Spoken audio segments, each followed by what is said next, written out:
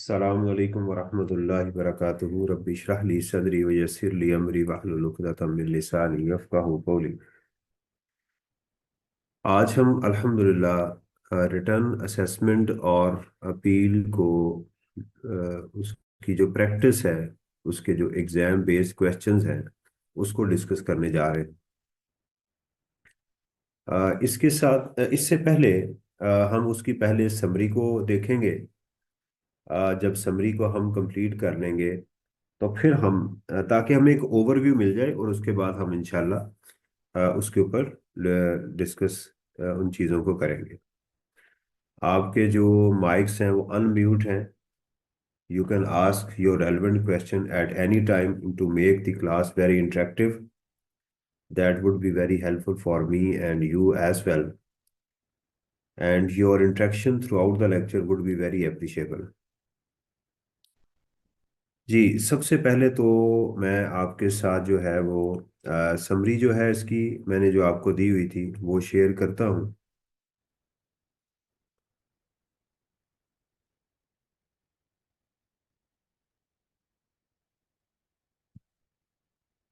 इसके अंदर सबसे पहले हमने ये बात डिस्कस की कि रिटर्न कौन फाइल करेगा।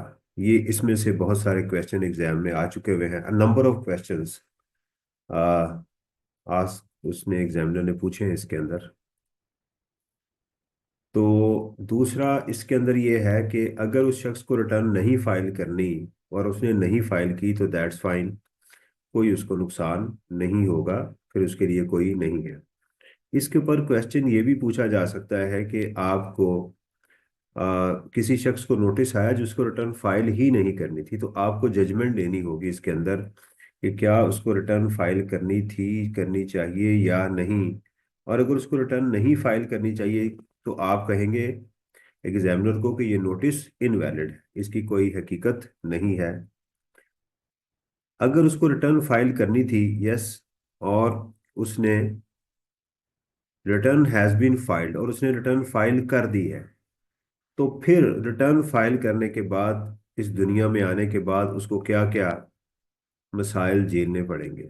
इसमें एक चीज देखें, आपकी स्क्रीन पे नजर आ रही है कि उसको फिर कब रिटर्न फाइल करनी है। अगर उसे रिटर्न फाइल करनी है तो इसके लिए आपको स्क्रीन पे नजर आ रहा है कि इंडिविजुअल और तमाम कंपनीज के लिए 30th of September जो है ये उसने 12 क्वेश्चन पेपर में पूछा हुआ है कि 30th September is the last date. लेकिन वो कंपनी जो मैंने आपको कहा था जे जे कंपनीज हैं, उनके लिए जो डेट होगी वो 31 December होगी। यानी वो कंपनी जो 31 दिसंबर, सॉरी, जो जनवरी से उनका ईयर एंड जून तक हो रहा है, उनके लिए डेट जो होगी वो 31 दिसंबर होगी। बाकी तमाम पर्सनस के लिए 30th September है।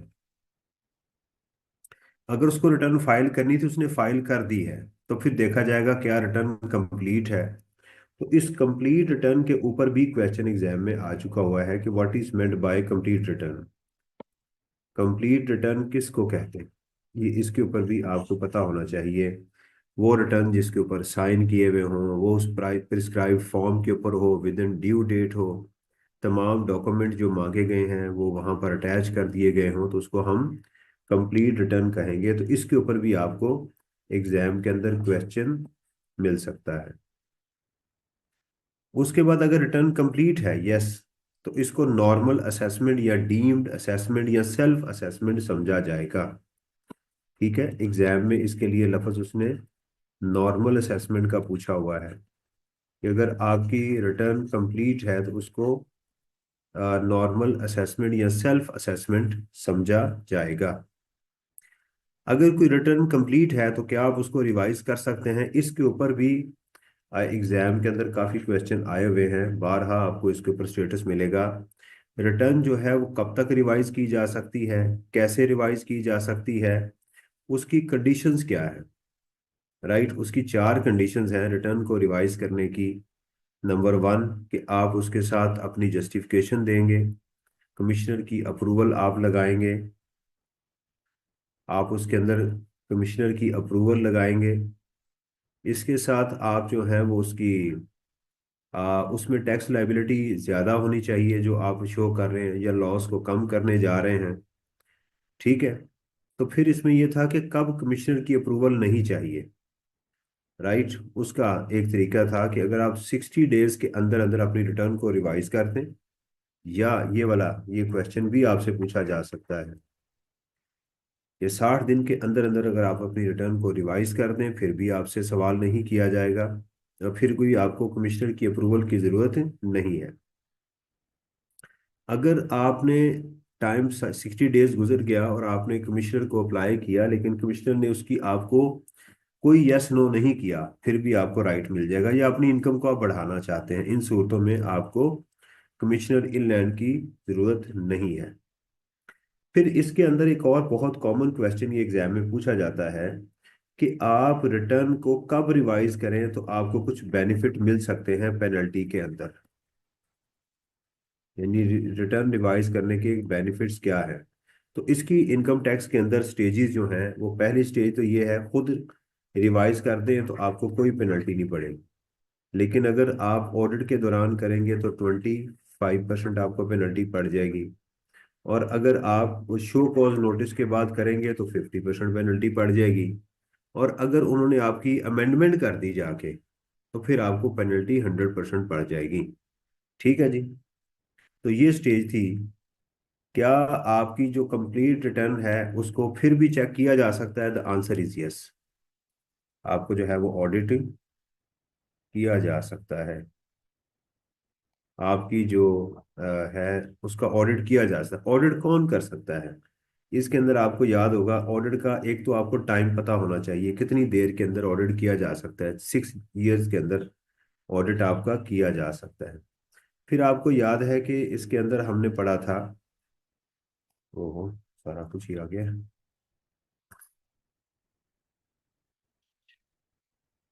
कि ये ऑडिट जो है ये कमिश्नर खुद भी कर सकता है, एफबीआर से भी करवा सकता है।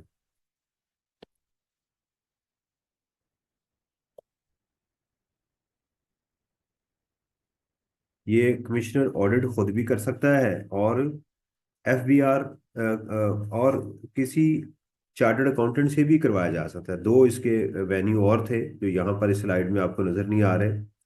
कमिश्नर भी कर सकता है और एफबीआर भी ऑडिट कर सकता है। अच्छा, दूसरा इसका तरीकेकार ये है कि वो किसी चार्टर्ड अकाउंटेंट से या कॉस्ट एंड मैनेजमेंट अकाउंटेंट से भी आपको ऑडिट करवाया जाए, या स्पेशल ऑडिट पैनल भी बनाया जा सकता है। ये भी इसमें चीजें थी। तो चार तरीकों से ऑडिट किया जा सकता है जिसके अंदर इन्वेस्टिगेशन की जा सकती है। अच्छा जी। इसके बाद ये देख लीजिएगा, आपकी जो अमेंडमेंट है और फर्दर अमेंडमेंट, इसमें दो चीजें, ये भी बड़ा कॉमन, ये एरिया भी बहुत इंपॉर्टेंट है, एग्जाम में बारहा पूछा गया है कि अमेंडमेंट कब तक की जा सकती है और फर्दर अमेंडमेंट कब तक की जा सकती है। तो अमेंडमेंट जो है वो आपके फाइनेंशियल ईयर के एंड होने के बाद, जिस साल यानी आपने रिटर्न फाइल की थी उसके आगे 5 सालों तक आपकी अमेंडमेंट की जा सकती है। मिसाल के तौर के ऊपर आप जो है वो अगर 25 में है तो 26 को निकाल दें, तो यहाँ उसके बाद साल शुरू कर दें, तो 27, 28, 29, 30, और 30 जून 31 तक आपकी अमेंडमेंट की जा सकती है। अमेंडमेंट में टैक्स को हमेशा बढ़ाया जा सकता है। इसकी क्या वजह है? अमेंडमेंट की रीजन आपको पता होनी चाहिए। और करता कौन है? कमिश्नर इनलैंड रेवेन्यू जो है वो करता है। उसके पास डेफिनेट इंफॉर्मेशन होती है, इसके अंदर ये भी हमने डिस्कस किया था, अगर आपको याद हो। तो ये चीजें इसमें मौजूद हैं जिसका हमें पता होना चाहिए। इसके अंदर केस स्टडीज एग्जामिनर अक्सर बना के देता है, जी बताएं क्या इसको नोटिस जो दिया गया है अमेंडमेंट का वो ठीक है या नहीं है। और उसके बाद अगर वो पार्टी चाहे, टैक्स पेयर चाहे, तो वो एग्रीड असेसमेंट के अंदर जा सकता है।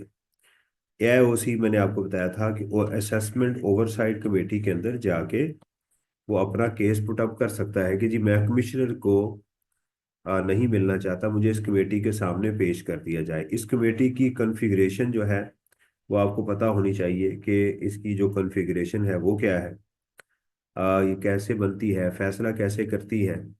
और अगर यहाँ से वो बंदा खुश ना हो तो फिर उसके साथ क्या होगा। ठीक है, क्या वो दोबारा अमेंडमेंट में आ जाएगा या नहीं आएगा। अमेंडमेंट में पर्सन अगर सेटिस्फाइड है तो वो टैक्स जमा करवा देगा, और या वो टैक्स पे कर दे तो वो क्लियर हो जाएगा। अगर वो सेटिस्फाइड नहीं है तो फिर क्या कर सकता है, वो अपील में जा सकता है। उसमें पहली कमिश्नर की अपील है। राइट, ये एरिया आप लोगों के लिए इसलिए इंपॉर्टेंट है कि इसमें इस साल चेंजेस आई हैं। वो कमिश्नर अपील के पास जा सकता है। अपैलेट अगर यहाँ से मुतमिन नहीं तो अपैलेट ट्रिब्यूनल में जा सकता है, हाई कोर्ट में जा सकता है।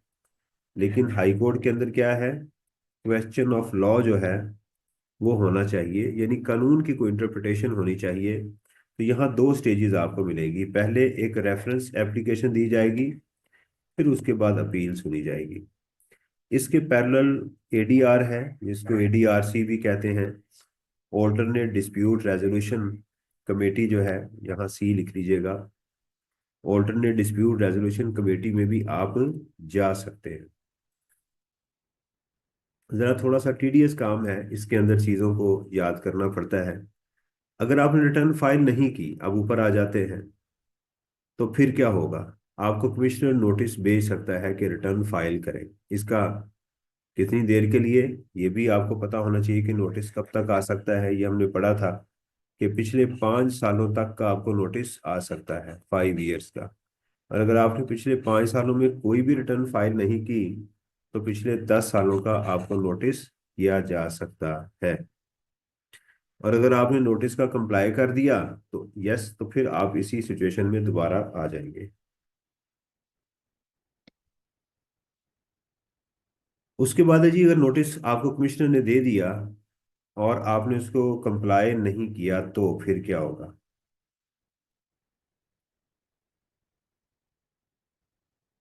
अगर आपको कमिश्नर ने नोटिस दे दिया और आपने कंप्लाई नहीं किया तो फिर क्या होगा, आपकी बेस्ट जजमेंट असेसमेंट की जा सकती है।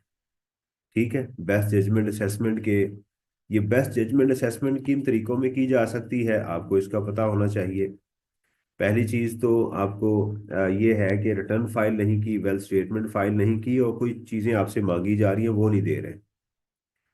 ये कब तक की जा सकती है, ये भी उसी तरह नोटिस की तरह है कि पिछले 5 सालों तक की जा सकती है आपकी।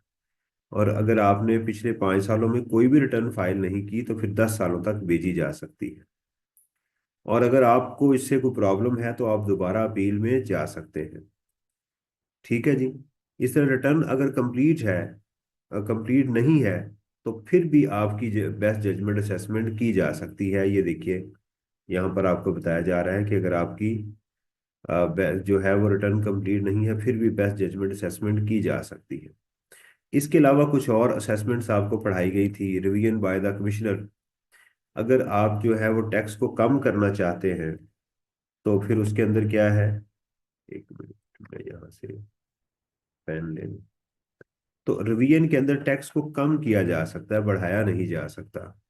Revision by the chief commissioner, इसका ताल्लुक सर्टिफिकेट के साथ था कि एग्जेम्पशन सर्टिफिकेट अगर आपको नहीं मिल रहा तो आप चीफ कमिश्नर के पास जा सकते हैं।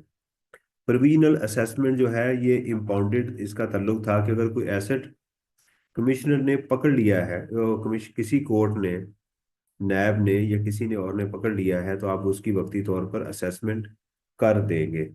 राइट। तो इसके बाद एक और था कि अगर आपने कारोबार बंद कर दिया है तो फिर आपको नोटिस जो है डिसकंटिन्यूड का 12 साल उसके कम भी किया जा सकता है।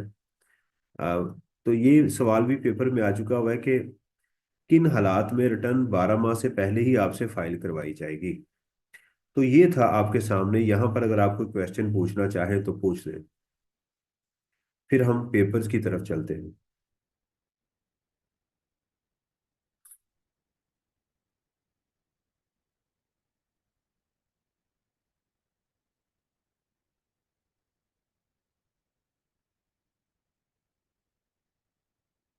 जी,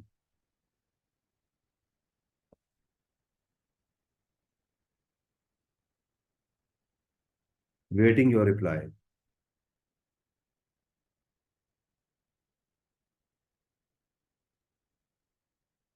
आपको मेरी आवाज आ रही है? स्क्रीन शेयर्ड है?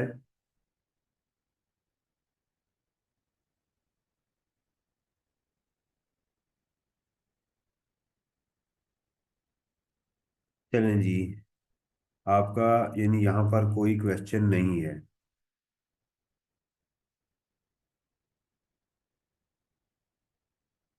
माशाल्लाह, अगर तो क्लियर है तो फिर कमाल हो गया। उसकी वजह ये है कि बड़ा टेक्निकल एरिया है ये। लें जी, अब हम पास पेपर के ऊपर चलते हैं, वन बाय वन इसको देखते हैं। वो जरा साइड पे कर दूं। जी। क्वेश्चन नंबर है जी, मार्च 2023 में टेस्ट हुआ आई कैप में, कैफ के टू के अंदर। उसने कहा जी, state the provision of income tax ordinance relating to the filing of revise return of income by the tax payer.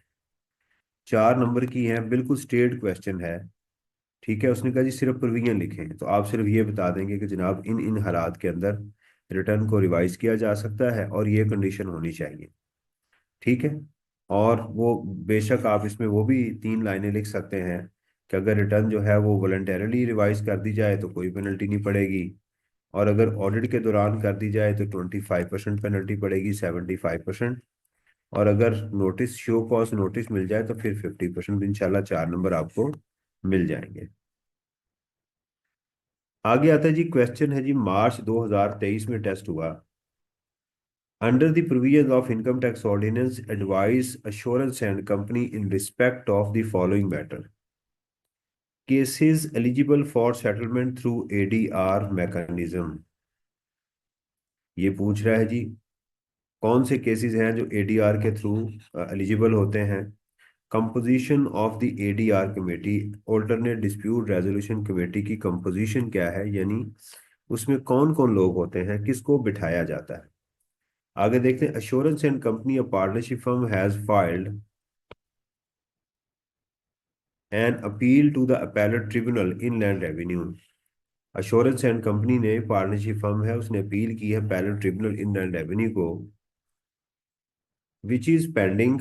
Recently, the firm has appointed a new tax advisor who proposed seeking relief through ADR mechanism provided by the income tax ordinance। कहता है जी उसके through जो है वो की जा सकती है। तो एलिजिबल क्या है इसमें, अग्रीव्ड था। पहली चीज क्या होनी चाहिए कि कोई बंदा किसी से एग्रीव्ड है, उसको रिलीफ नहीं मिल रही, ये उसके एलिजिबल होते हैं केसेस।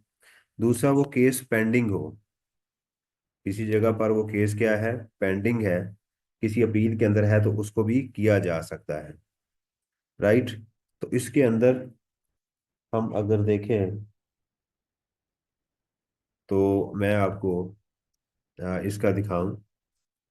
ये इसकी एलिजिबिलिटी है। इसका आंसर है, an aggrieved person in connection with any dispute pertaining to.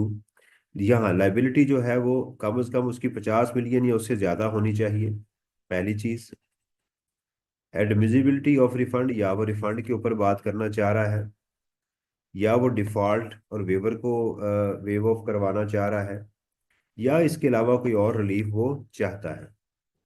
कहाँ नहीं जा सकता, except where criminal proceeding have been initiated, उस वक्त ये एडीआर में नहीं जा सकता। तो ये हमारे पहले जो सवाल था उसका ये जवाब है। अब इसके अंदर ऑब्वियसली आप बाज़ औक़ात एग्जाम में सारी लाइनें भूल जाती हैं, आपको 3 याद रह जाए, 3 4 याद रह जाए, 2 याद रह जाए, लिखनी जरूर है, उसको छोड़ना नहीं है। ठीक है। अच्छा, अगर आपको ये मिलियन अमाउंट भूल गई है एग्जाम के अंदर, ठीक है, लाइबिलिटी, तो इसको आखिर में फिर लिखें, इस लाइन को आखिर में लिखें, और आपको याद है कि यार कुछ अमाउंट थी, वो 50 थी, 20 थी। ठीक है। तो आप उसमें फिर ये लिख सकते हैं, the tax liability should be exceeds as per the law, as per the provision of the law लिखते हैं तो इंशाल्लाह ताला चल जाएगा, उसमें कोई मसला नहीं है।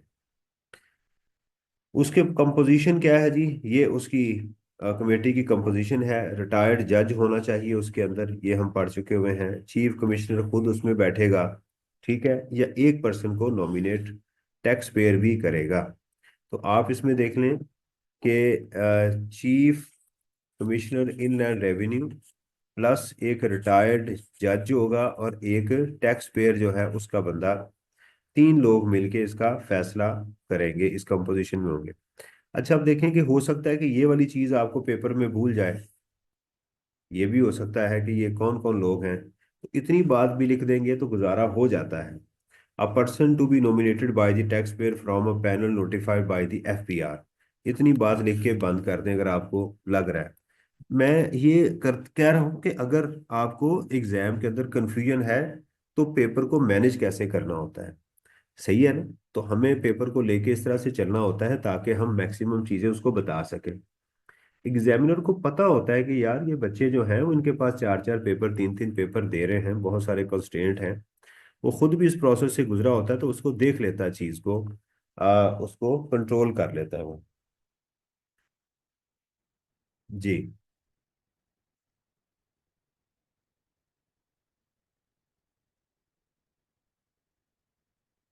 अच्छा जी, आगे चलते हैं जी। आगे कहता है जी, under the provision of income tax ordinance.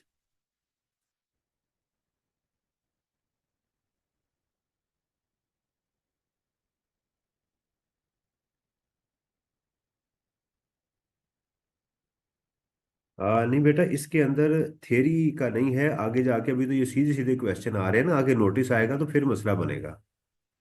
एक स्टूडेंट कह रहे हैं कि सर ये हम खुद ही कर लेंगे, ये खुद नहीं करने वाले ना, अभी तो सीधे सीधी चीजें आ रही हैं। Under the provision of income tax ordinance advise the requirement of filing of return of income and tax treatment of the above to consume calculation of taxable income not advise the requirement of filing of return of income and tax treatment of the above। कहते हैं consume को ये आप advice करें, revise ना करें इसको। कहते हैं जी ऑन 1 जुलाई X2 कलसूम, ये मार्च 2023 का क्वेश्चन है। कलसूम अ window established an online garment retail business and employs various commercial e-commerce platform to make a diverse range of garments to customers throughout Pakistan. She operates business from her residential house. एक widow है। During the year, the sales from online business were 6 million and total expenditures, including her personal expenditures, were this. At the year end, her sole asset consisted of 1300 cc personal car and 8 lakh as cash on hand. ये है जी उसकी, वो कहता है जी उसकी requirement बताएं, advice the requirement of filing of return of income and tax treatment of the above. दो बातें इसमें पूछी गई हैं। कोई बच्चा माइक ऑन करके इसका जवाब बता सकता है कि उसने कहा जी उसको एडवाइस करें उसकी filing of income tax return, ठीक है, filing of income tax return and tax treatment, filing of income tax return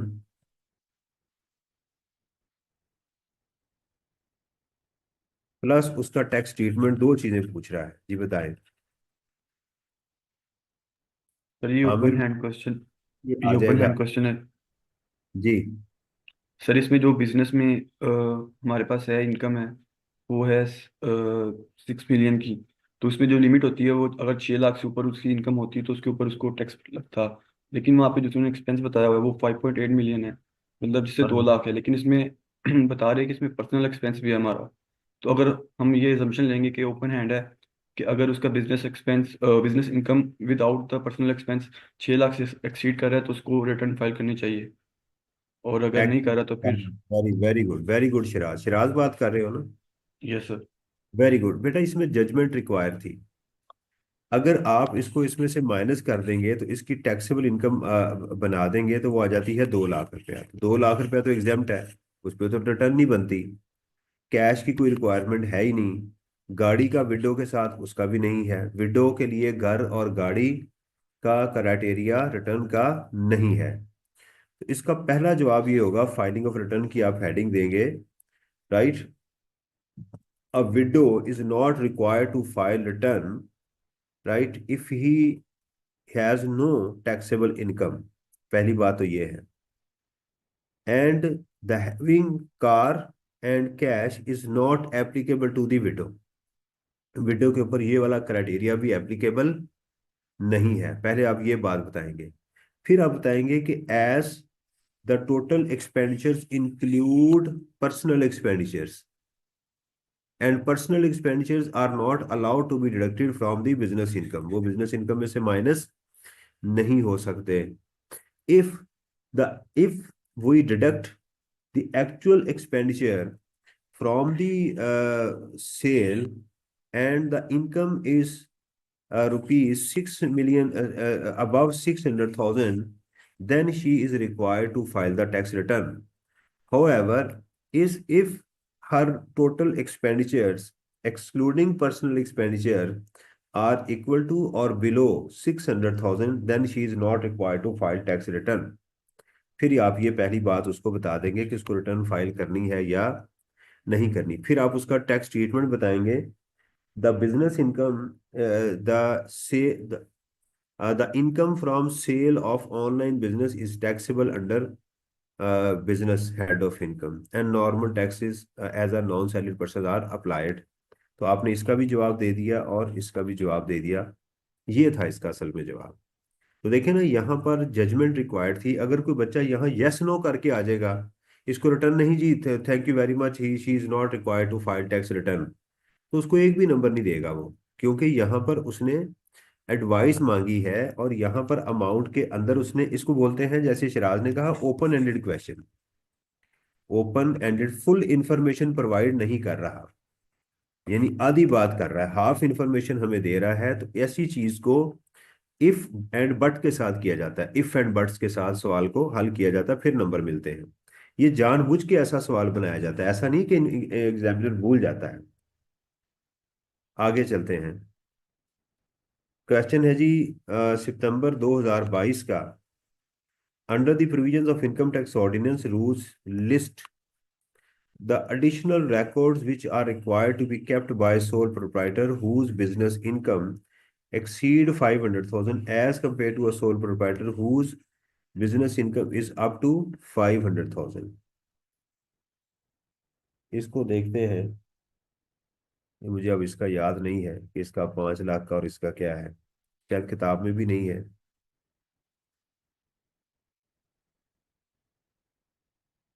59 था। ये है जी। अच्छा, ये चीजें जो है ना असल में आपके चैप्टर में नहीं थी, तो खालिद साहब ने इसको चैप्टर की बजाय इधर भी डाल दिया। नहीं, ये आपके सिलेबस का हिस्सा है। Following additional records are required to be kept by sole proprietor whose business income exceed 500,000। हालांकि 5 लाख से ज्यादा रिटर्न उसने तो फाइल तभी करनी है जब वो टैक्सेबल इनकम में पहुंच जाएगा। लेकिन लॉ में मेरा ख्याल है ये रूल्स में कहीं लिखा हुआ है ये बात। In case of a wholesaler, distributor, dealer and commission agent where a single transaction exceed 10,000, the name and address of the customer। ठीक है, इसके ऊपर काफी फड्डा हुआ था। इन्होंने कहा जी अपने आप अपने जो कस्टमर हैं, अगर 10,000 से ज्यादा हैं तो उनका आप क्या करेंगे, रजिस्टर मेंटेन करेंगे। लेकिन लोग कर नहीं रहे, इसके ऊपर बहुत ज्यादा लड़ाई झगड़ा भी हो चुका हुआ है। कैश बुक आप करेंगे, बैंक बुक आप करेंगे, general ledger, annual summary of receipt, payment वगैरह करेंगे। ठीक है, ये देखें ना, ये फिर वही बात जो है ना वो आ रही है। Where the tax paid these in purchase और sale of goods, quarterly inventory of stock in trade, ये भी आप जो है ना चीजों को मेंटेन करेंगे। ठीक है।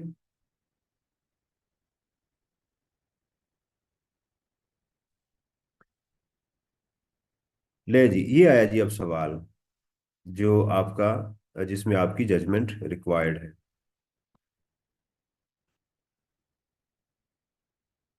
देखिएगा, इसकी आप अगर देखें मार्च 2022 का, तो इसकी दो रिक्वायरमेंट्स आपको नजर आ रही हैं। रिक्वायरमेंट 1 है और रिक्वायरमेंट 2 है। और रियासत लिमिटेड है इस मैन्युफैक्चरिंग कंपनी। पहले देखते हैं, identify the due dates of amendment of assessment related to. Normal tax year for the year ending 30 June 2022, first special tax year, ये उसने बात की है जी। इसकी ड्यू डेट जो है ना, आप वो बताएं। तो normal tax year for the year ended, इसकी तो हम डेट बता सकते हैं बगैर देखे भी, कि अगर ये नॉर्मल टैक्स ईयर होगा तो ये इसकी रिटर्न कब फाइल होगी, नॉर्मल असेसमेंट इसकी कब हो जाएगी, 30 जून 2023 तक। इसको हम बोलेंगे कि इसकी 120 सेक्शन 120 के अंदर इसकी नॉर्मल असेसमेंट हो चुकी हुई है। तो इसके आगे हमने कब तक जाना है अमेंडमेंट के लिए, 5 साल। तो आपके 5 साल कब होंगे, 24, 25, 26, 27 और 28। तो इसकी डेट बन जाएगी 30 जून 2028 तक उसकी अमेंडमेंट हो सकती है। कहता है अगर ये स्पेशल टैक्स ईयर ले ले तो फिर ऊपर हमें पढ़ना पड़ेगा कि स्पेशल टैक्स ईयर क्या है। तो इसका तो रिप्लाई हमें मिल गया। रियासत, दोबारा क्वेश्चन को देखना पड़ेगा। Riyasat is a manufacturing company with effect from 1 July 2022। RL is considering to change its tax year from the normal to special tax year ending 31st of December। वो उसका विद इफेक्ट फ्रॉम 1 जुलाई 2022 वो चाह रहे हैं कि अपना वो tax year जो है वो कहाँ से लें, 31 दिसंबर तक का ले लें, यानी कैलेंडर ईयर में जाना चाहते हैं। ठीक है। Identify the due last date of filing of return in respect of the following. ये तो उसने उसकी रिटर्न की डेट का कहा है। तो पहले जरा इसको देखें कि इसका अगर स्पेशल टैक्स ईयर ये लेता है तो ये कहाँ से जाएगा। ये जाएगा 31 दिसंबर तक, तो फिर इसका ये पीरियड ट्रांजिशनल हो जाएगा ना, 31/12/2022 तक। तो इसका जो ये इसका ट्रांजिशनल हो जाएगा। पहला इसका जो नॉर्मल है वो कहाँ तक होगा, 30 जून 2022 तक। ये इसका नॉर्मल हो जाएगा, ये इसका ट्रांजिशनल हो जाएगा। और स्पेशल इसका स्टार्ट होगा 1 जनवरी 2023 से लेके 31 दिसंबर 2023 तक। ये इसका आइंदा होगा। ये बात सबको समझ आई कि उसने चैप्टर नंबर 1 आपका सेक्शन 74 को इसके साथ मिक्स किया, इकट्ठा कर दिया हुआ है।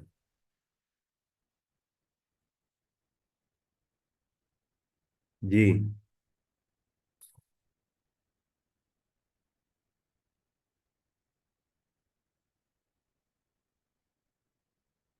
जी बेटा। शिराज, आमिर, यस सर, समझ समझ आ गई सर। समझ आ गई है ना कि यानी इस डेट को वो चाह रहा है। यानी इसका इस डेट को अगर चाह रहा है विद इफेक्ट फ्रॉम, तो इसका मतलब वो नॉर्मल में चल रहा था। तो पिछला उसका नॉर्मल जो है वो 30 जून को क्लोज हो चुका हुआ है। ठीक है ना।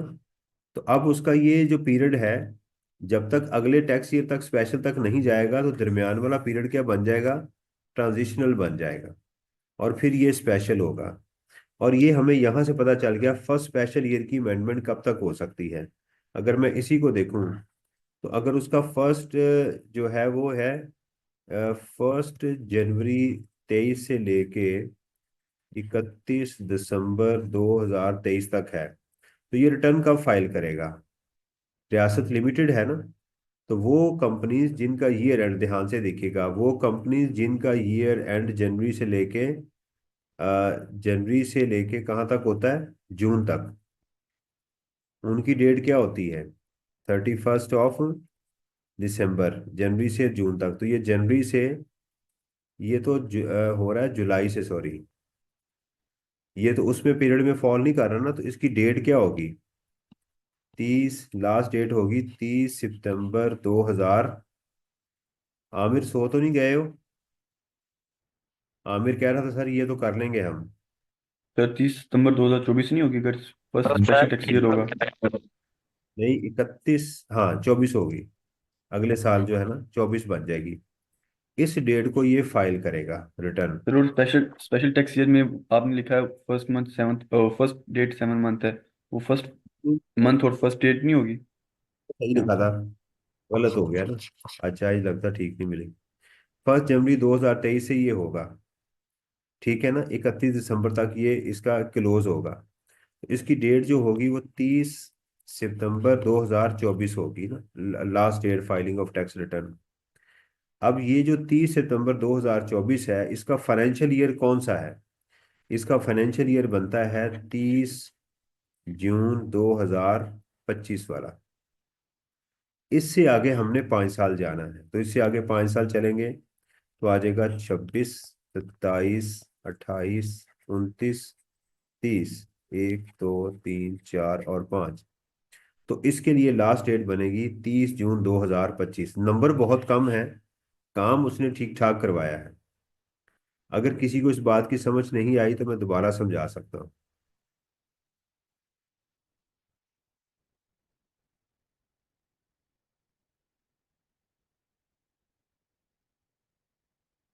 ये बात आपको अमेंडमेंट की, उसने असल में आपसे रिटर्न की डेट भी मांग ली है और उसकी भी मांग ली है।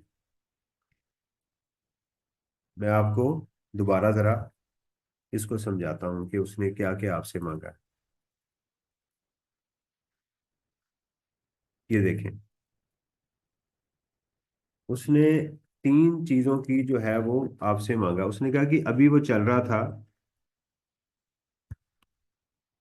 1 जुलाई 2022 था ना, 21 था, इससे 30 जून 2022 तक था।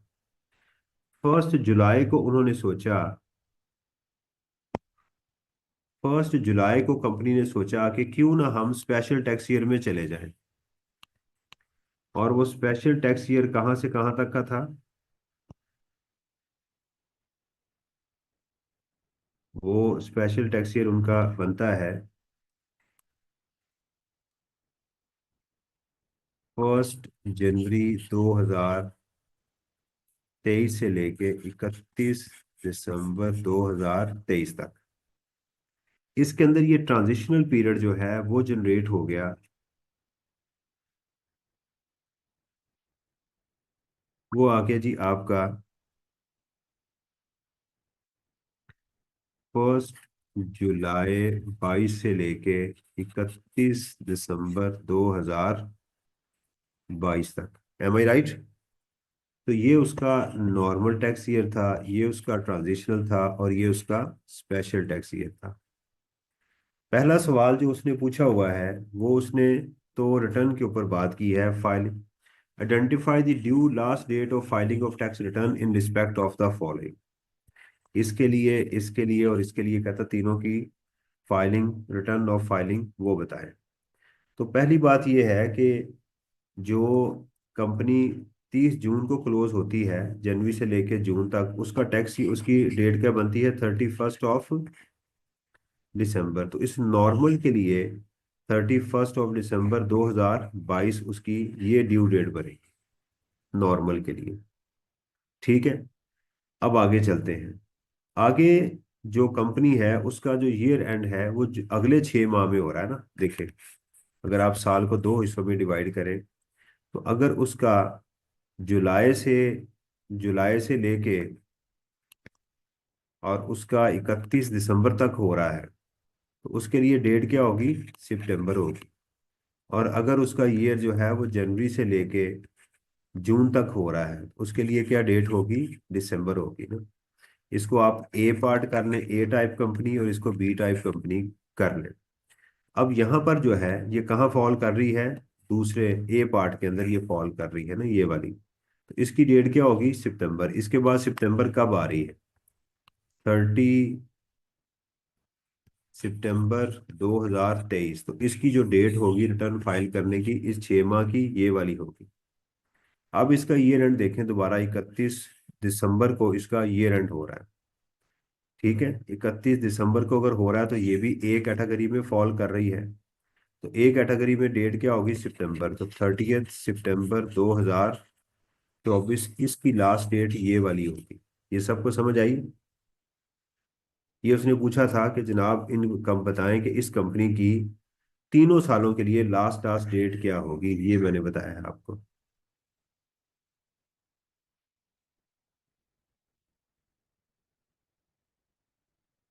It's okay. आमिर किधर गया है?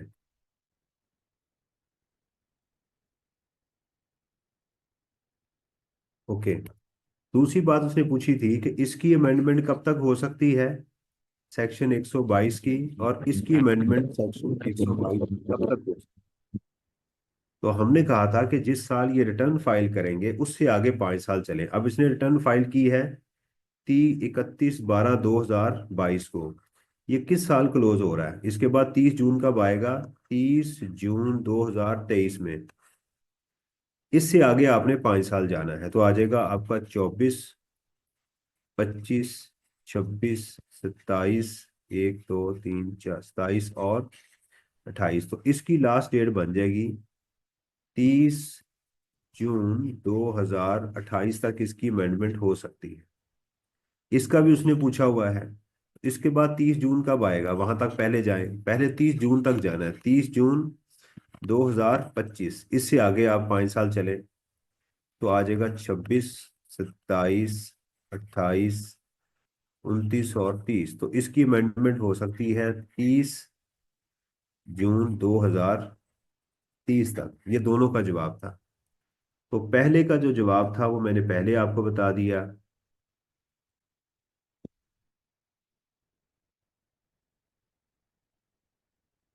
ये आपका जो पार्ट 1 था, फाइलिंग ऑफ टैक्स रिटर्न,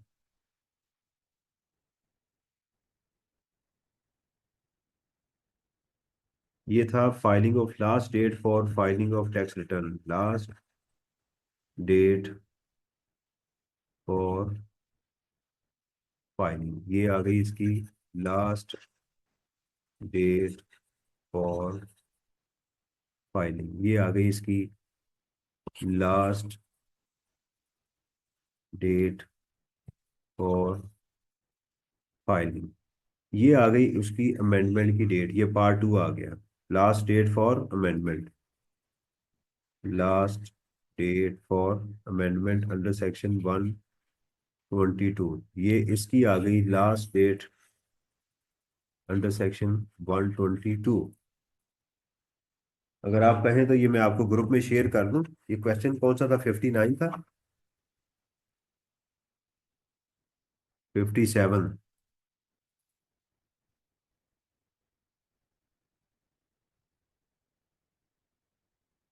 ये प्रिंट स्क्रीन में करके तो आपको ग्रुप में ये शेयर कर देता हूँ।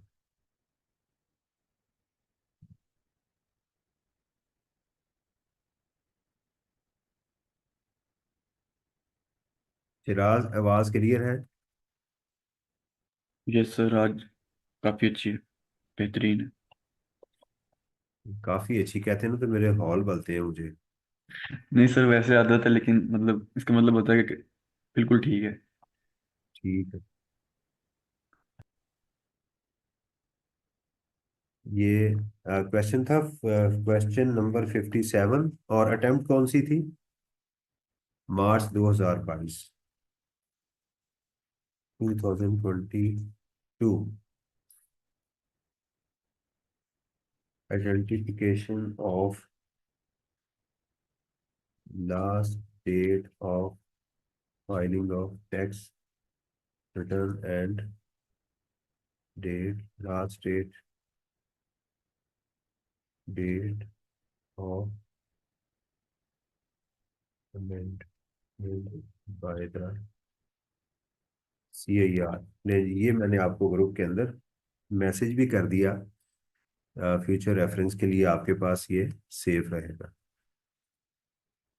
राइट। नहीं जी, आगे चलते हैं।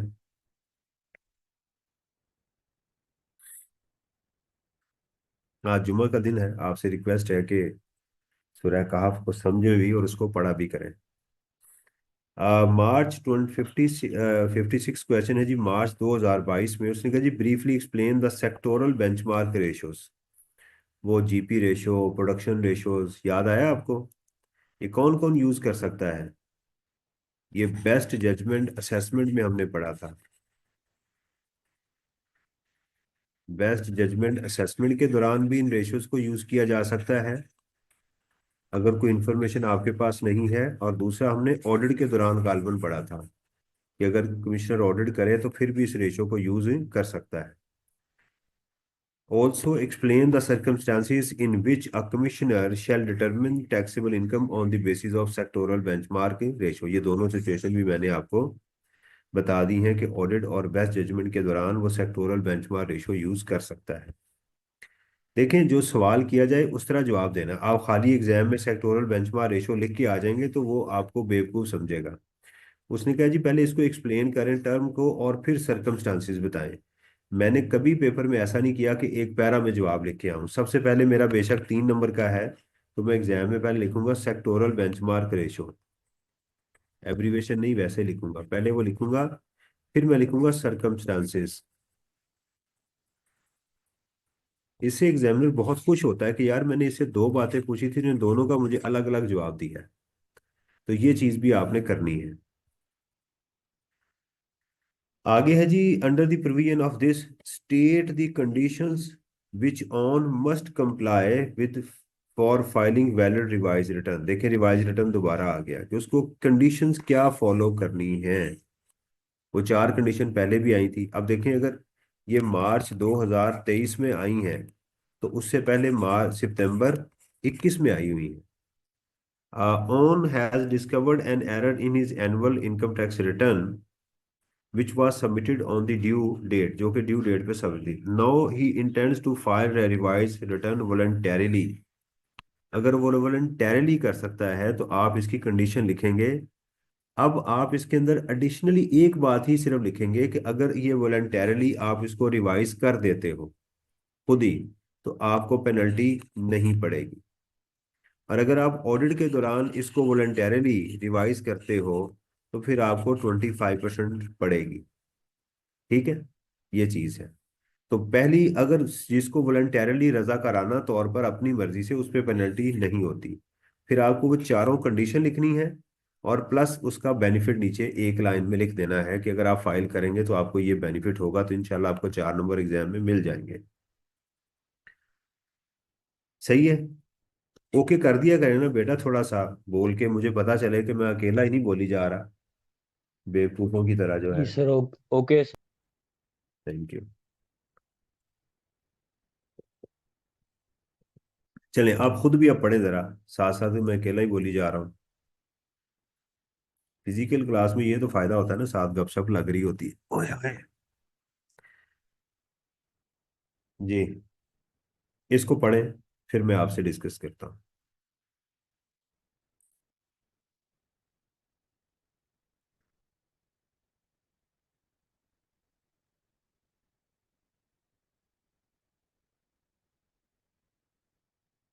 जी, स्टार गारमेंट्स लिमिटेड रिक्वायरमेंट पढ़ते हैं। Explain the term definite information. ऐसा सवाल जिसके अंदर डायरेक्ट पता चल जाए क्या पूछा जा रहा है, उसके लिए ऊपर वाली चीज पढ़ने की जरूरत नहीं होती। डेफिनेट इंफॉर्मेशन क्या है, इसका ताल्लुक आपने पढ़ा होगा सेक्शन 122 में। अमेंडमेंट देखें, अमेंडमेंट कितना ज्यादा ये टेस्ट हो रहा है, आपको इंपॉर्टेंस का अंदाजा होगा।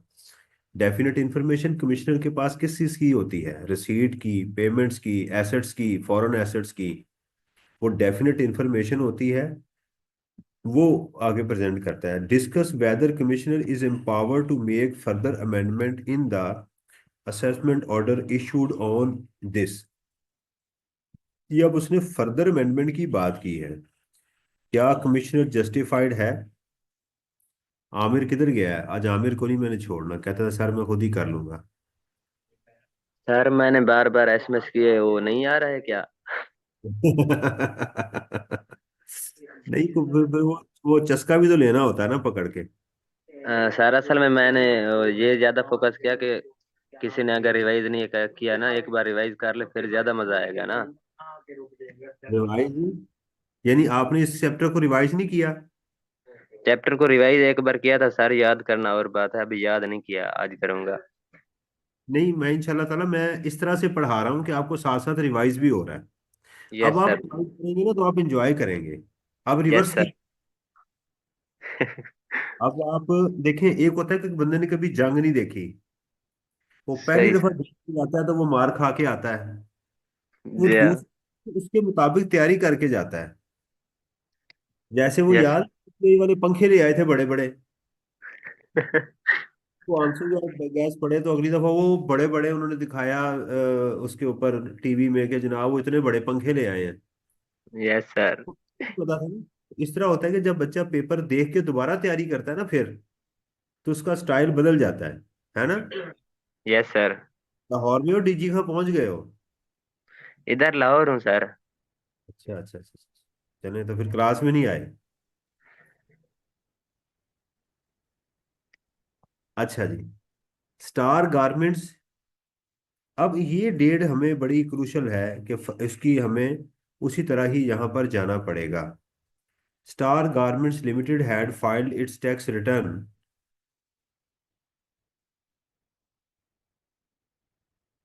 For the tax year 2015 on 30 सितंबर 2015। ठीक है। अच्छा, फर्दर अमेंडमेंट के लिए आपको पहली अमेंडमेंट का पता होना चाहिए। दोबारा सुनिएगा, फर्दर अमेंडमेंट के लिए आपको, ये क्या हो रहा है इसको, फर्दर अमेंडमेंट के लिए आपको जो फर्स्ट अमेंडमेंट होती है ना उसका भी पता होना चाहिए कि फर्स्ट अमेंडमेंट की डेट क्या है। और दूसरा, आपको नॉर्मल डेट का पता होना चाहिए। ये दो डेटें फर्दर अमेंडमेंट के लिए जरूरी होती हैं। हम देखते हैं, क्योंकि फर्दर अमेंडमेंट आप जिस साल आपने रिटर्न फाइल की है उसके 5 साल, या जब फर्दर अमेंडमेंट हुई है उससे 1 साल, whichever is later. On 25 January 2021 the commissioner on the basis of definite information issued a notice under section this to for the audit of books of account for the tax year 2015. The accountant informed the chief executive officer that the tax audit for the tax year had already been conducted in 2019 and an amendment assessment order under section this was issued by the commissioner on this date. अब देखिएगा, जो first amendment हुई है इसकी 2019 में हुई है, तो ये डेट आ गई। इससे अगर आप 1 साल आगे चले तो ये बनता है 30 जून 2020। तो एक डेट हमारे पास ये वाली आ गई। दूसरी डेट हमें चाहिए होती है,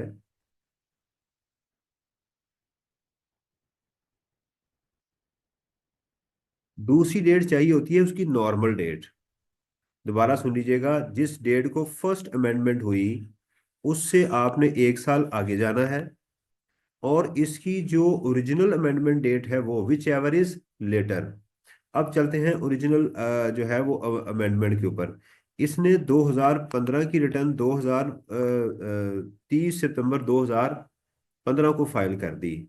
इससे आप चलेंगे आगे, इसको क्लोज करेंगे, साल को 30 जून 2016 पर क्लोज करेंगे। पहले तो जिस साल रिटर्न फाइल किया उसको क्लोज करें। उससे आगे 5 साल चलें, वो बनता है 17, 18, 19, 20, 21। 1, 2, 3, 4, 5। तो लास्ट डेट बनती थी फर्दर अमेंडमेंट की 30 जून 2021।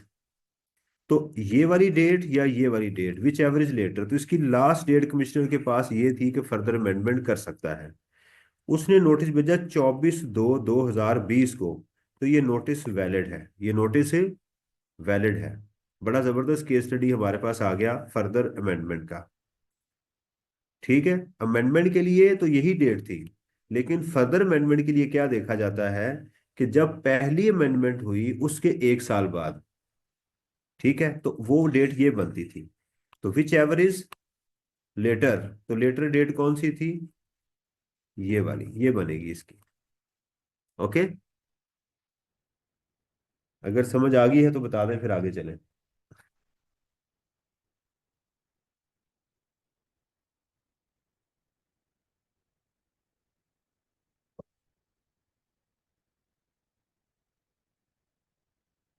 जी। लो जी, आगे तो बड़े जम्बू क्वेश्चन आ रहे हैं। अच्छा जी, 1 घंटा हो गया। अब 5 मिनट की ब्रेक करें, बॉडी को स्ट्रेच करें। ठीक है, ताकि फिर हम दूसरे के लिए तैयार हों। यहाँ एक ब्रेक करते हैं, फिर मैं आपसे मिलता हूँ।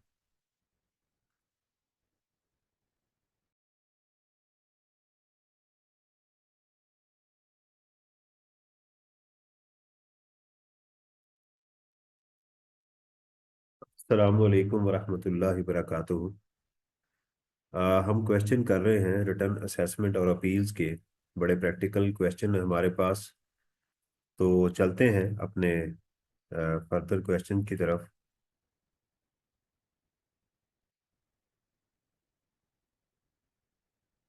अच्छा जी, ये क्वेश्चन है आपका 53। क्वेश्चन नंबर 53 है, मार्च 2021 का। और इसमें briefly explain the provisions of income tax ordinance rules made thereunder relating to the requirement of books of accounts to be maintained by a manufacturer having turnover exceeding rupees 2 point। ये same वही question है कि जिसके अंदर cash book आपने maintain करनी है। मैं आपको दिखा देता हूँ। ये आपने cash book, bank book maintain करनी है, सेल लेजर आपने मेंटेन करना है, purchase day ledger, general ledger. और जिन लोगों को आपने सेल की है अगर वो 10,000 से ज़्यादा है तो उनका नाम, वैसे प्रैक्टिकली करता कोई नहीं है लेकिन लिखा हुआ है कि जी 10,000 से ज़्यादा के नाम और एड्रेस भी आप उनके लिखेंगे। ठीक है ना। सीरियली नंबर यहाँ पर है, dated cash memos, invoice, receipt. ये ये चीज़ें उन्होंने मेंशन की हैं। ये पेपर में पहले भी ये क्वेश्चन टेस्ट हो चुका होगा।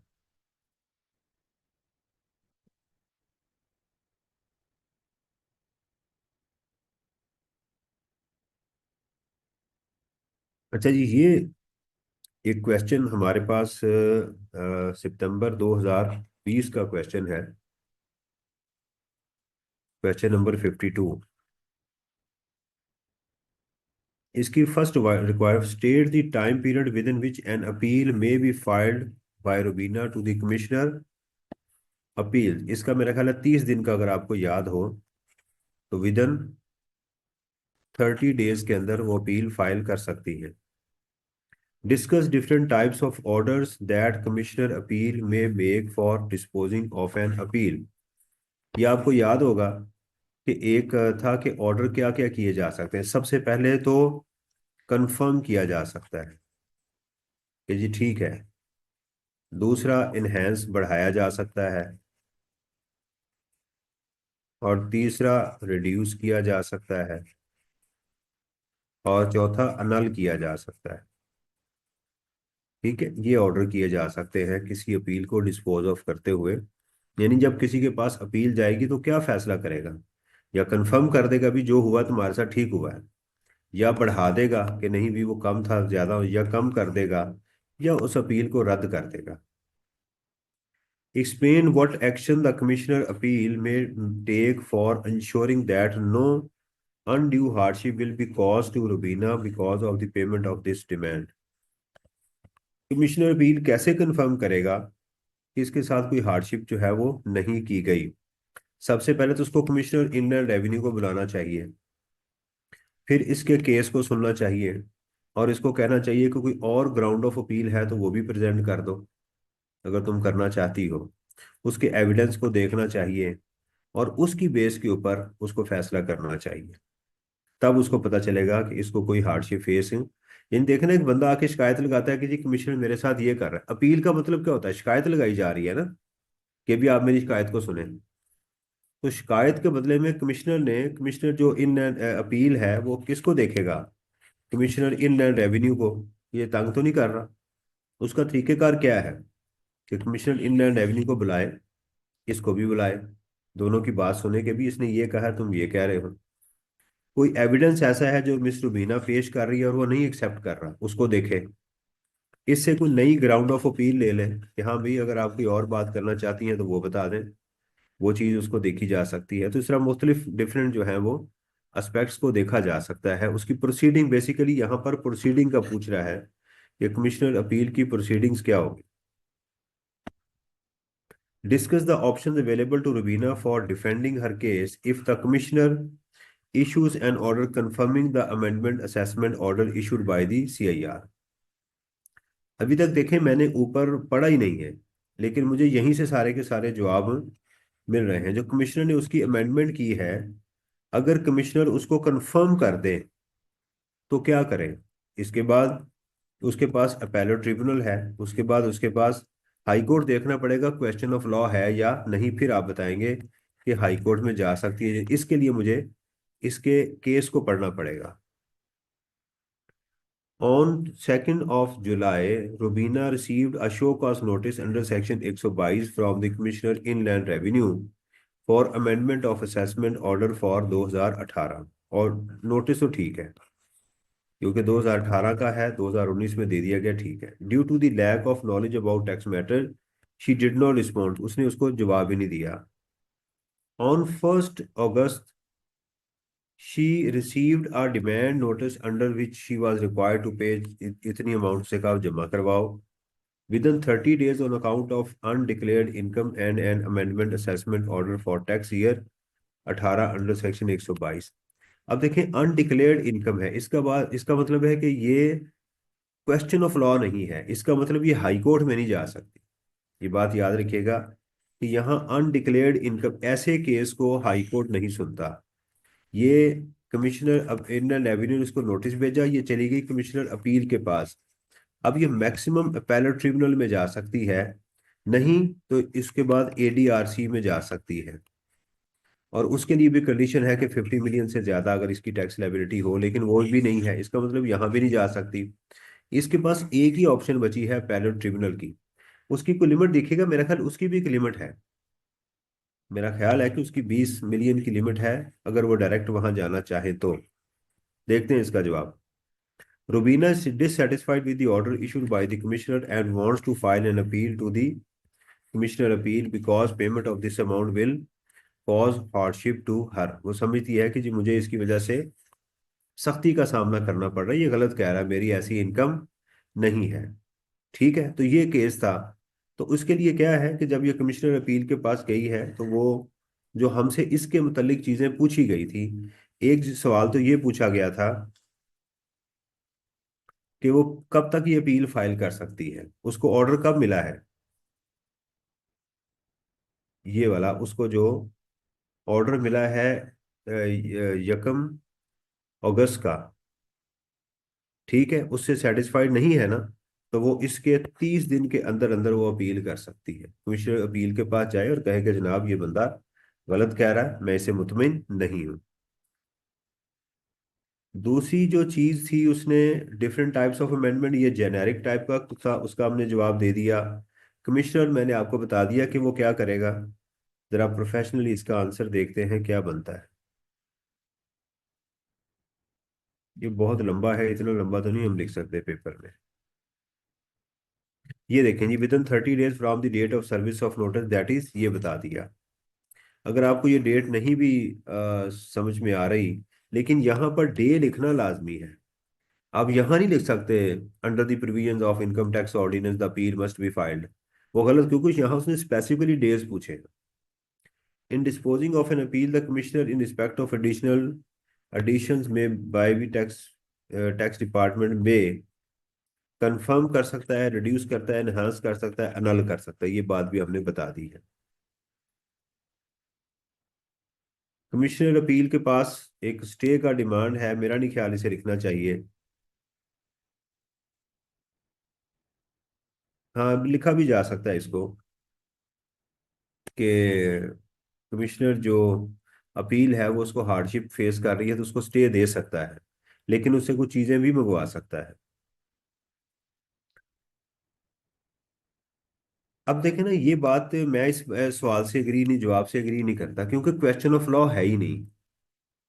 ठीक है, यहाँ नजर आ रहा है कि उसकी वो इनकम जो है वो अनडिक्लेयर्ड इनकम है, तो यहाँ क्वेश्चन ऑफ लॉ नहीं है।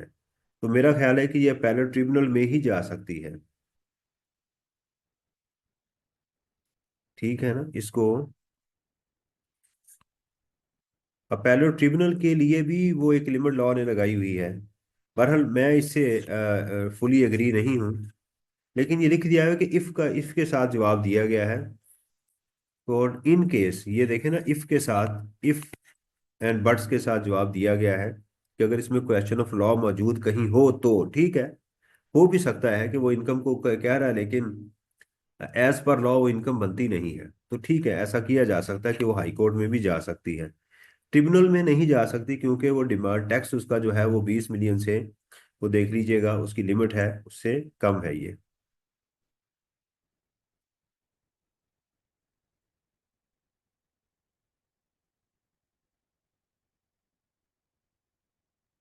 ये देखिएगा जी, सितंबर 2019 में स्पेशल ऑडिट पैनल का पूछा गया है। ये आपको याद है, ऑडिट के दौरान हमने बात की थी कि स्पेशल ऑडिट पैनल भी बनाया जा सकता है, उसकी सिर्फ प्रोविजन लिखनी है। स्पेशल ऑडिट पैनल कौन बनाएगा, उसका स्कोप कौन डिफाइन करेगा, वो रिपोर्ट किसको करेगा, और वो रिपोर्ट कितनी देर तक देगा, और उसकी प्रोसीडिंग्स क्या होंगी, तो 5 नंबर इसमें मिल जाएंगे इंशाल्लाह।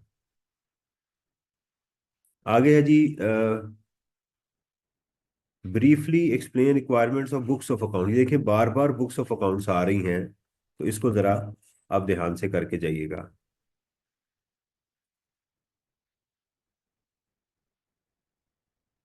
State the procedure that he should follow for filing of appeal to the commissioner. ये भी कमिश्नर अपील के आगे उसके सामने जाते हुए किन प्रोसीजर्स को फॉलो करना चाहिए, क्या क्या प्रोसीजर हैं। नंबर 1, आप विद इन टाइम फ्रेम करेंगे, विद इन 30 डेज आप करेंगे। उसका जो टैक्स है वो जमा करवाएंगे, आप पावर ऑफ अटॉर्नी देंगे, आप इसके साथ जो है वो ग्राउंड ऑफ अपील देंगे, ठीक है कि जी मेरी ये इश्यूज हैं, और उसकी फीस जमा करवाएंगे। तो ये प्रोसीजर है उसमें जाने का। Identify 4 situation under which an appeal may be filed with the commissioner appeal. वो क्या सिचुएशन है कि आप कमिश्नर अपील के पास जा सकते हैं, बताइएगा जी क्या सिचुएशन है। नंबर 1 तो आपकी अमेंडमेंट हुई है ना, अमेंडमेंट कर दी गई, फिर आप जा सकते हैं। अगर बेस्ट जजमेंट असेसमेंट कर दी गई है, फिर भी आप उसमें जा सकते हैं। ये 2 सिचुएशन तो ये हो गई, ठीक है। आप स्टे लेना चाहते हैं, ये भी हो गया उसके अंदर। क्वेश्चन था जी हमारा 48, और क्या ऑप्शन एग्जामिनर ने लिखी है।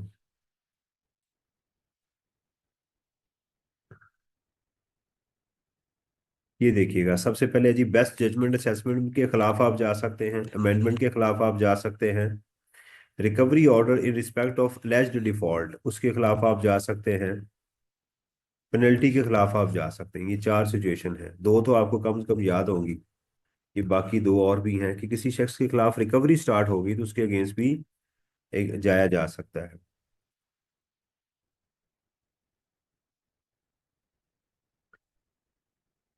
ये तो आंसर है जी हमारे पास, ये क्वेश्चन है। स्पेसिफाई द, जब तक आप कहेंगे कि सर ठीक है उस तक मैं इसको ओके कर दूंगा। Specify the circumstances under which the commissioner has power to issue notice demanding a return of income from certain person for period less than 12 month। ये देखिएगा, ये सवाल था स्पेसिफाई द सर्कमस्टांसिस। वो हालात बताएं कि जब 12 माह से कम का आपको नोटिस देके रिटर्न आपसे मांगी जा सकती। सबसे पहले तो डिसकंटिन्यूड ऑपरेशन का लिखते हैं। दूसरा, पर्सन जो है वो पाकिस्तान छोड़ के जा रहा है, लीविंग पाकिस्तान। और क्या कर सकते हैं आप, लिक्विडेशन में चला गया वो, और एनी अदर रीजन।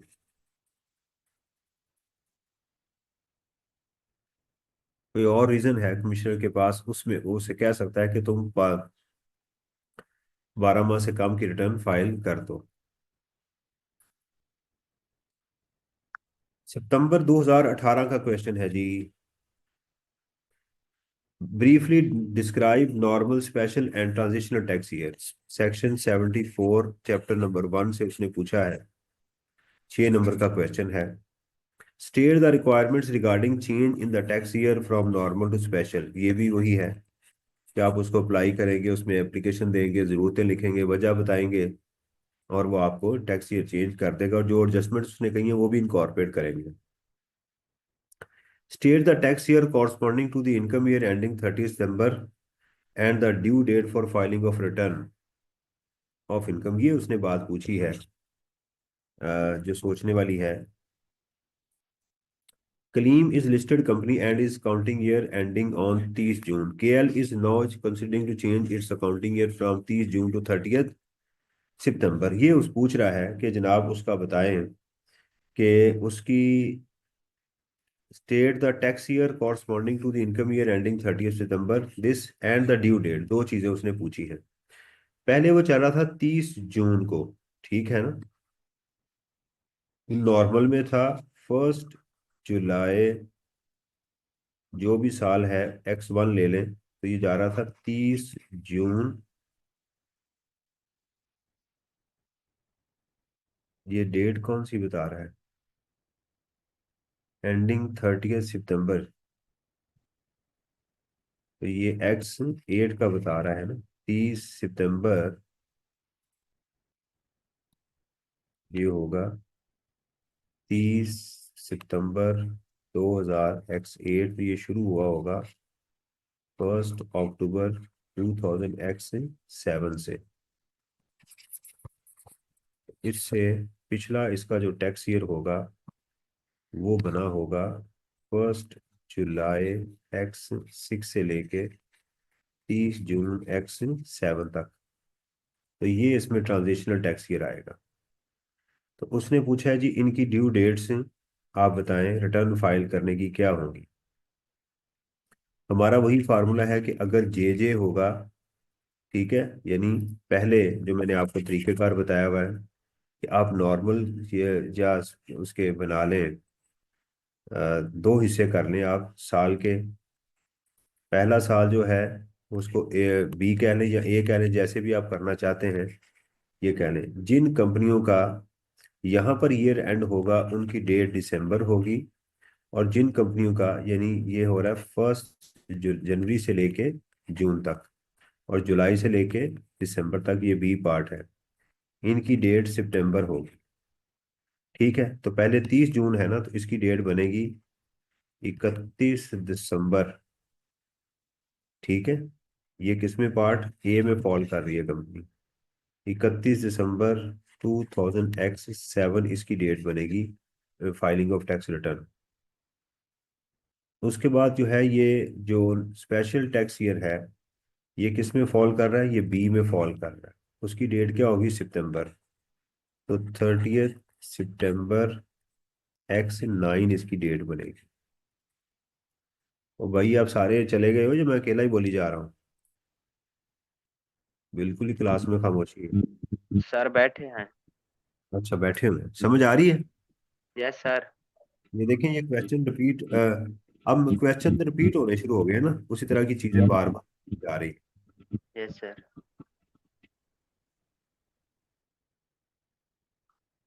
ये देखिएगा जी, मुझे बता दिएगा कि सर ठीक है सैचुरेट हो गए, अब हम कर लेंगे, हमें इस मैकेनिज्म की समझ आ गई है। Identify due date of filing of tax return in each of the following cases. Under the provision, ये बार बार आ रही है। An individual whose entire income falls under final tax regime. तो भाई नॉर्मल होगी, एक इंडिविजुअल है तो उसकी डेट क्या होगी, 30 सितंबर, जो भी होगा, बस फाइनल हो या नॉर्मल हो उससे कोई फर्क नहीं पड़ता। An individual whose derives income from business which falls under normal tax regime, उसके लिए भी 30 सितंबर ही है। पर अब नहीं ये क्वेश्चन आएगा, ये पुराना क्वेश्चन है क्योंकि उसका रूल डिफरेंट होते थे। An individual filing return in response to a notice received from the commissioner who believe that he is likely to discontinue his business, उसकी ड्यू डेट होगी जो कमिश्नर कहेगा। कमिश्नर इनलैंड रेवेन्यू उसको बताएगा due date. अगर notice आ जाए तो फिर उसमें ड्यू डेट कमिश्नर बताता है कि क्या होगी, लॉ में नहीं मेंशन। नॉर्मली डिसकंटिन्यूड बिजनेस का उन्होंने कहा हुआ है कि विद इन 15 डेज आप रिटर्न फाइल करेंगे, ये लिख दीजिएगा बेशक। An individual filing return response to a notice received from the commissioner for not filing return of income, ये भी कमिश्नर ही बताएगा। इसका बेशक 15 लिख दें, विद इन 15 डेज का कमिश्नर का लिख दें। अ कंपनी, कंपनी की आपको दो डेट्स बतानी पड़ेगी। नॉर्मल डेट क्या है, 30 सितंबर, लेकिन वो कंपनी जिनका ईयर एंड जनवरी से जून के दरमियान में होगा उनकी डेट दिसंबर होगी। इंशाल्लाह इसके नंबर आपको मिल जाएंगे। कहते हैं जी, list the records to be kept by the tax payer in response. Salary के लिए क्या रिकॉर्ड होना चाहिए आपके पास? सैलरी रिसीट होनी चाहिए, विथ होल्डिंग टैक्स की इंफॉर्मेशन होनी चाहिए, ये दो चीजें। प्रॉपर्टी के लिए क्या होना चाहिए? उसका रेंट एग्रीमेंट होना चाहिए, प्रॉपर्टी के डॉक्यूमेंट्स होने चाहिए, जितनी आपने पेमेंट्स की हैं एक्साइज की, टैक्सेशन की, उन तमाम का रिकॉर्ड्स होना चाहिए। कैपिटल गेन के रिगार्डिंग क्या होना चाहिए? जब आपने शेयर्स खरीदे उस वक्त का आपके पास प्रूफ मौजूद हो, ब्रोकर का लेजर आपके पास मौजूद हो, वो लेजर देते हैं। ठीक है, सेल की इनवाइस होनी चाहिए, बैंक स्टेटमेंट आपके पास होनी चाहिए। ये चीजें आपसे मांगेंगे। ये दोबारा अमेंडमेंट का आ गया जी। मेरा ख्याल है कि अब वो चीजें रिपीट हो रही हैं। ये कंसील्ड एसेट का उसने पूछा है, क्या होते हैं? अगर आप समझते हैं कि ठीक है सर, 2000, अब चीजें सारी बार बार रिपीट हो रही हैं, अगर आप समझते हैं कि सर ठीक है, जी सर ठीक तो है, इनफ। बाकी क्वेश्चन आप देख लीजिएगा। जी सर कर लेंगे हम खुद। जी। इनफ है सर, बस ठीक है। अब आगे कर वो लेंगे इसमें। ठीक है। चलें, ये तो अल्हम्दुलिल्लाह हमारा हो गया रिटर्न असेसमेंट और अपील का। आपको उसकी पता चल गई इंटेंसिटी की कि किस किस तरह से वो क्वेश्चंस को पूछ रहा है और किस तरह से हमने उसको लेकर चलना भी है।